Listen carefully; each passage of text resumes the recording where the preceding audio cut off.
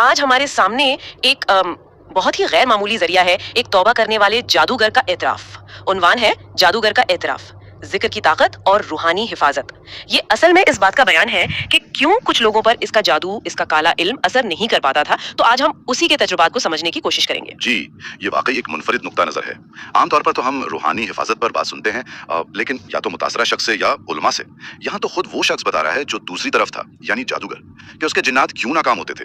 یہ آپ کہیں ایک پوشیدہ رکاوٹ والی بات کو بالکل مختلف زاویے سے دکھاتا ہے. اور بنیادی دعویٰ بھی کافی حیران کن ہے کہ وہ جنات بھیجتا تھا لوگوں کو نقصان پہنچانے کے لیے، لیکن کچھ خاص لوگ تھے جن پر کوئی اثر ہی نہیں ہوتا تھا.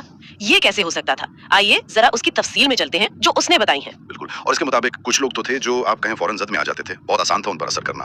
لیکن دلچسپ صورتحال تب پیدا ہوئی جب کچھ لوگوں کے خلاف جنات ناکام لوٹنے لگے. اچھا، اور یہ ناکامی بھی مطلب مختلف طرح کی تھی؟ جی ہاں، جادوگر بتاتا ہے کہ جنات واپس آتے تھے تو عجیب عجیب باتیں کرتے تھے. مثلاً کچھ کے بارے میں کہتے ہم نے آواز تو سنی مگر وہ نظر نہیں آیا. اب یہ سوچیں جنات کے لیے کیسا تجربہ ہوگا یہ.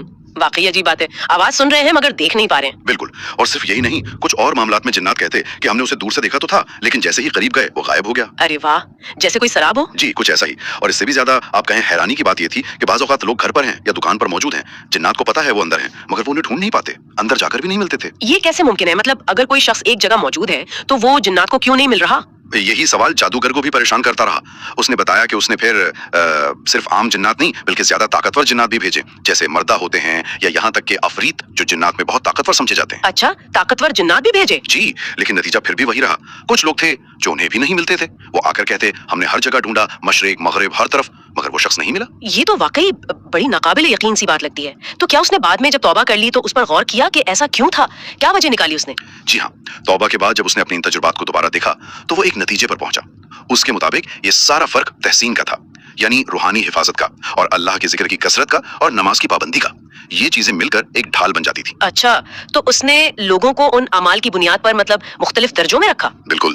اس نے اپنی سمجھ کے مطابق آپ کہیں 3 قسم کے لوگ دیکھے.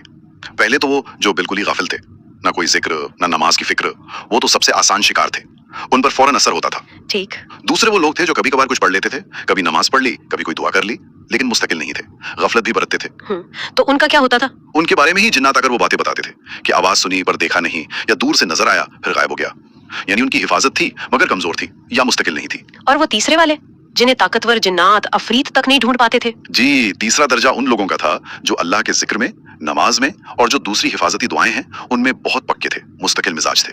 ان کا روحانی حصار اس جادوگر کے مطابق اتنا مضبوط تھا کہ جنات انہیں ڈھونڈ ہی نہیں پاتے تھے، چاہے وہ ان کے سامنے ہی ہو. ان کے لیے وہ لوگ گویا موجود ہی نہیں تھے، بالکل پوشیدہ. پوشیدہ؟ یہ پوشیدگی والی بات بہت دلچسپ ہے. کیا اس ذریعے میں، اس اعتراف میں اس کی کوئی مزید وضاحت ہے؟ ہاں، وہاں اس تجربے کو سمجھانے کے لیے قرآن پاک کی ایک آیت کا حوالہ دیا گیا ہے. سورۃ الاسراء کی آیت 45، وَإِذَا قُرِئَ الْقُرْآنُ جَعَلْنَا بَيْنَكَ وَبَيْنَ الَّذِينَ لَا يُؤْمِنُونَ بِالْآخِرَةِ حِجَابًا مَسْتُورًا. مفہوم یہ ہے کہ جب آپ قرآن پڑھتے ہیں تو ہم آپ کے اور ان لوگوں کے درمیان جو آخرت پر ایمان نہیں لاتے ایک پوشیدہ پردہ ڈال دیتے ہیں. اچھا، تو جادوگر نے اس آیت کو اپنے تجربے سے جوڑ دیا؟ جی، اس کے بیان کے مطابق تو ایسا ہی ہے. اس نے اپنے تجربے کی روشنی میں اس آیت کو یوں سمجھا کہ قرآن کی تلاوت اور دوسرے جو مستقل نیک اعمال ہیں، ذکر وغیرہ، وہ واقعی ایک قسم کا حجاب مستور، ایک نظر نہ آنے والا پردہ بنا دیتے ہیں جسے جنات جیسی مخلوق بھی محسوس کرتی ہے اور پار نہیں کر پاتی. البتہ یہ بات اہم ہے کہ یہ اس جادوگر کی اپنی تشریح ہے، اپنے تجربے کی بنیاد پر.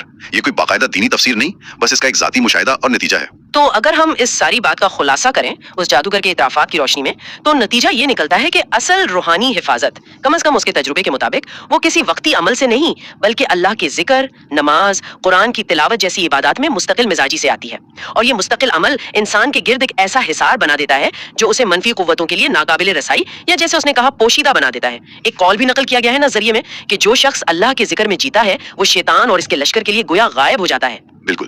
اور یہاں شاید ایک آخری بات سوچی جا سکتی ہے.